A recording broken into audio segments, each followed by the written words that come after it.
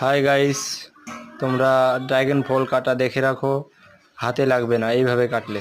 দেখো, প্রথমে দুপাশটা কেটে নেবে,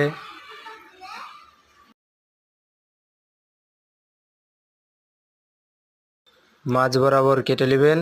কেটে কেটে নেওয়ার পরে এইভাবে কাটবেন, কেটে খাবেন চামচ দিয়ে হোক ইয়া কাঁটাওয়ালা চামচ দিয়ে, গায়ে হাতে একটুকু লাগবে না।